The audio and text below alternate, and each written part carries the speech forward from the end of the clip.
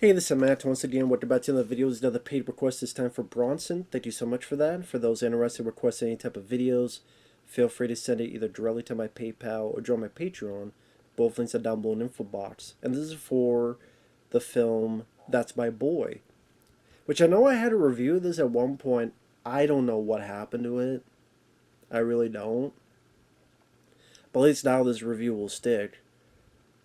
That's My Boy from 2012 is a god-awful movie. I always thought it was a god-awful comedy. I think it's easily to be the top 5 worst Adam Sandler films I've seen. I still think the worst one I've seen is Going Overboard, and number 2 is probably Jack and Jill. But I don't know if this would be number 3, 4, or 5, but it's somewhere in there. Because Grown Ups 2 has to be in there somewhere. And then it's hard, like, God.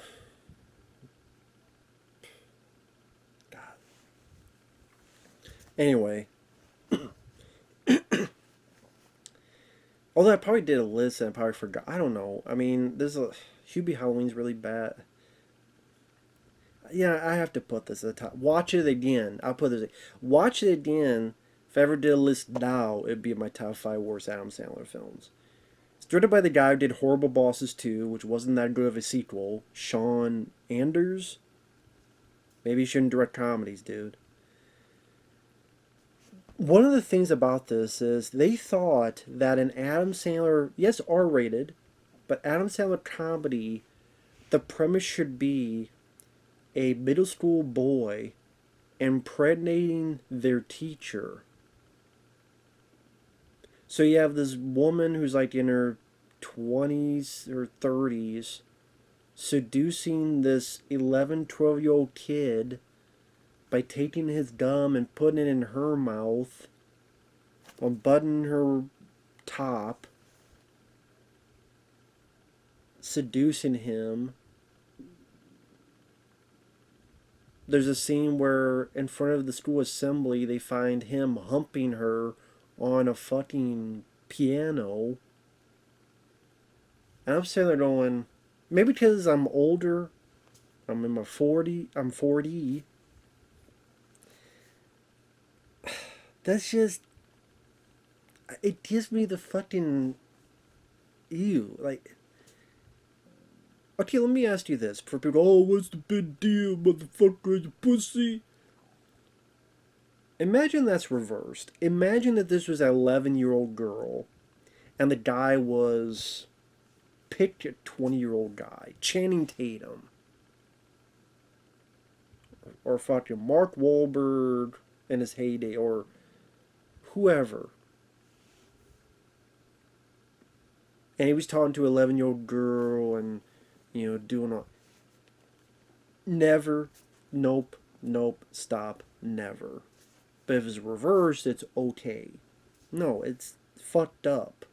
And the fact that this is the initial premise of a comedy? Pedophilia. Why did all these people look at this script and go, yes, let's do this? No one stopped to think, wait a minute. This is your initial setup? Your first, I don't know, 5 minutes, 7. Hold on now? Wait a minute? Hold the fucking horses here?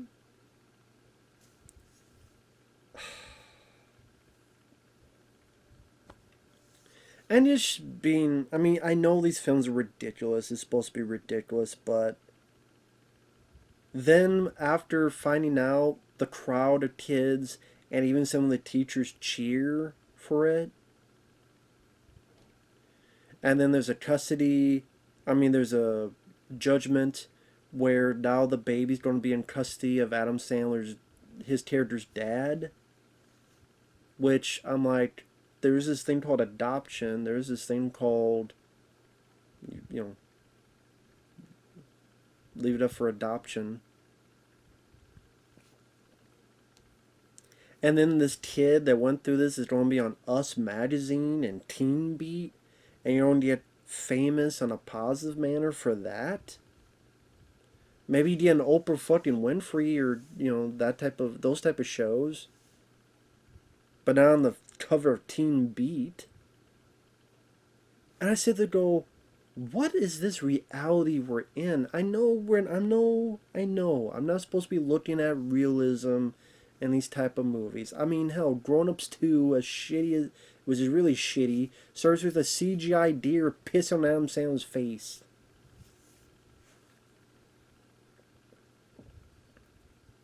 Even films I like Billy Madison, yeah, the O'Doyles, they go off a cliff and they still say O'Doyle rules as they go into a cliff. But that's funny, number one.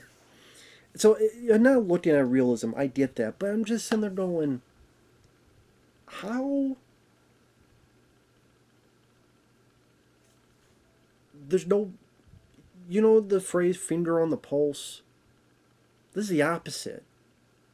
That finger's down on the pulse. It's up the track of an ass.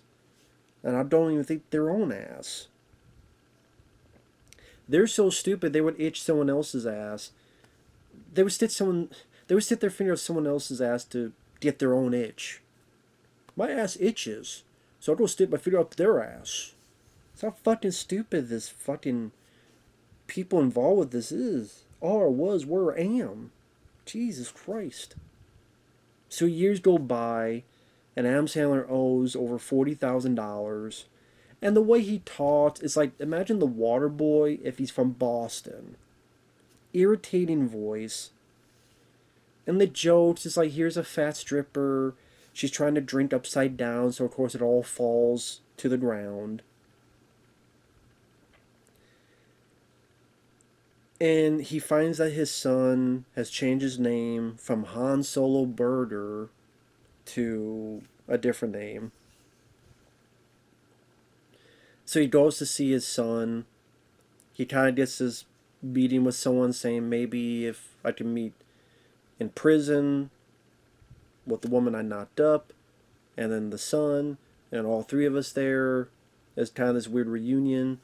Maybe Adam can get the money.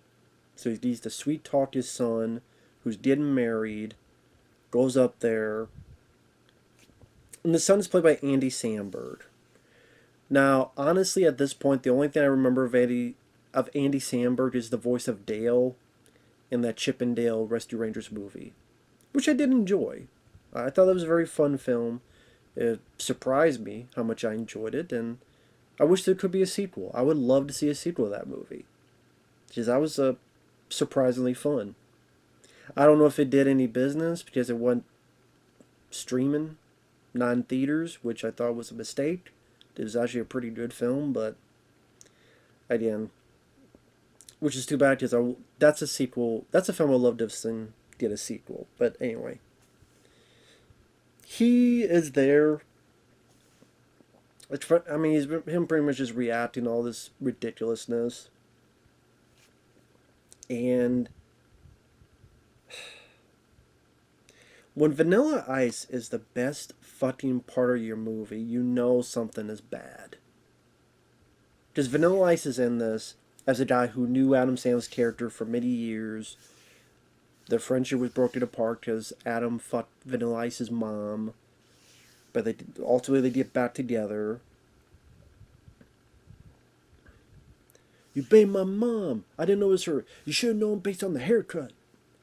Vanilla Ice is the best part of a fucking movie. That's when you know the shit has hit the fan. When Vanilla Ice is the best part of your film. Word to your mother. Oh my God. So Adam Sandler's there trying to talk to the son. And just a bunch of like little supposedly funny set pieces. Whether Adam bringing up "What's up? What's up?" People doing the "What's up" again. The bachelor party where they're at the spa and Adam says this sucks, so let's go to a strip club. The reveal that the kid has a new Kids on the Block tattoo because Adam Sandler's kid was a shitty father. You have more of this annoying gibberish Boston voice that Adam does. James Caan, which is funny because it's kind of like a Bulletproof reunion. Because James Caan and Adam Sandler were in that movie, which is a much better movie in my opinion than this. And James Caan's this Irish priest who Eddie Samberg talks back to him. So James Caan rips up his clothes. He's really muscled up and beats the shit out of Andy Samberg. You have Adam trying to pierce Andy's ear, getting them so drunk that Andy Samberg comes on his fiance's dress, wedding dress. Susan Sarandon, for some fucking reasons in the film, as again, like Susan Sarandon, you're looking at the script and going, okay, this is about a kid who's 11 years old. Fuck my character. I gave birth to a 12-year-old kid, and for some reason, I'm going to do this film.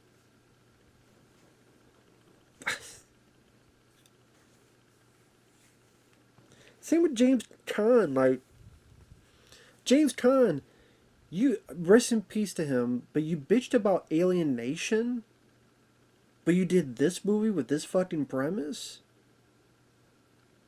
It's like, what the fuck, James Caan? Like, I don't understand it.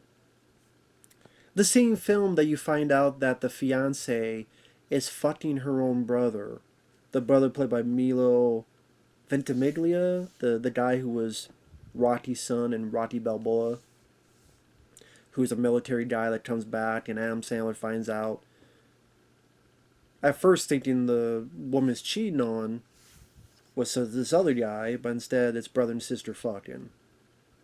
So you have pedophilia, incest, coming on dresses, fat ass strippers upside down spilling shit on themselves. Adam Sandler speaking. I can't do Boston that, let alone a Boston waterboy gibberish out. And the best part is Adam is fucking Vanilla Ice, where you have the finale where they gotta get to the wedding to stop the wedding, and Vanilla Ice helps him, and they're both running for it.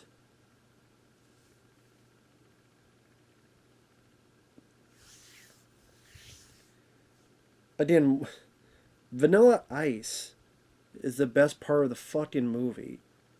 Because he's taking the piss out of himself, to be fair, that's why. He's taking the piss out of himself. He knows where his career was at that time. And this would be the most notable thing he had done for a long ass time. I'll give credit to that.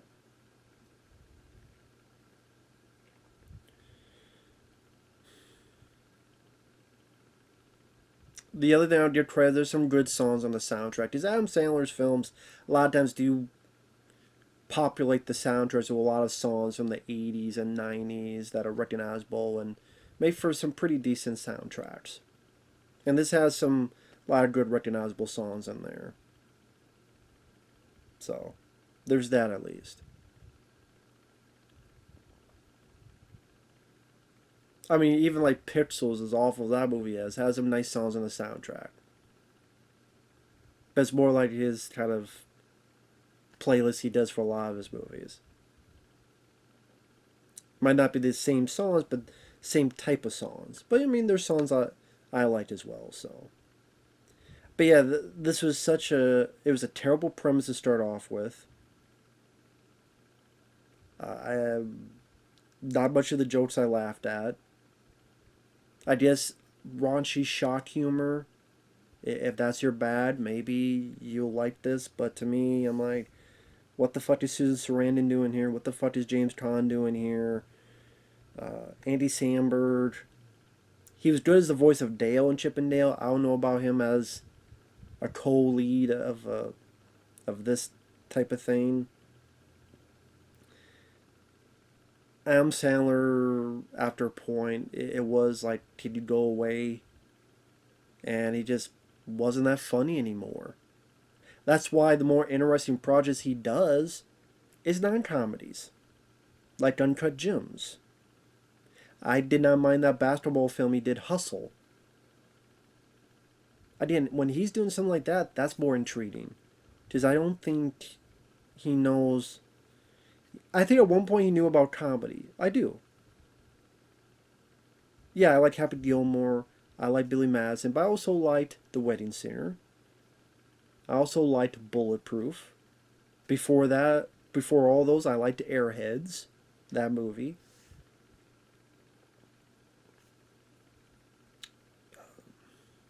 But Anger Management I enjoyed, among some other films, but I think it came to a point where it's probably what they view funny, they as a group. But either the sensibilities have changed, or we as the viewer have grown up more than they have in terms of comedic sensibilities. Or maybe just sometimes the talent turns to rust.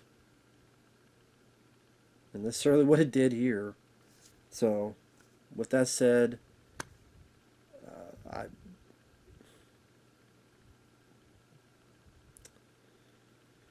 film came out. I don't know. I don't think it did that well. I definitely didn't do well critically. Don't know if it did that well commercially. I don't think it did. Around this time, this is when like Adam Sandler's films were kind of going down the drain, unless they were maybe Hotel Transylvania movies. That's why eventually he started doing films for Netflix. Because films like this and stuff were not. Like Grown Ups was a hit. That was 2010. But then Jack and Jill and this movie and stuff. You make it some of the worst comedies of that time. I think people are like, we're done with you, Adam. Just go away for a bit. Longer than a bit, actually. Which he seems like a nice guy. Like a lot, but take a long, long break from comedy. Do more films like Uncut Gems and other stuff of that nature. I mean, that's why it was a shame when I heard that he was up for Collateral. Jamie Foxx did a good job, but he was up for that role of Collateral. It's a shame that Adam Sandler didn't do that, because I think that would have been a nice surprise. And I would like to see him do a film like that. Normal everyday guy. Slip of the tongue, I know. Every day. Every happy gay day. Everyday guy just going through this crazy situation. I think that would be a nice change of pace and refreshing. So excited I can't even stop slurring my words. But I don't think that's going to happen anytime soon. But with that said, fuck this movie. Such my dick. See you later. Bye-bye.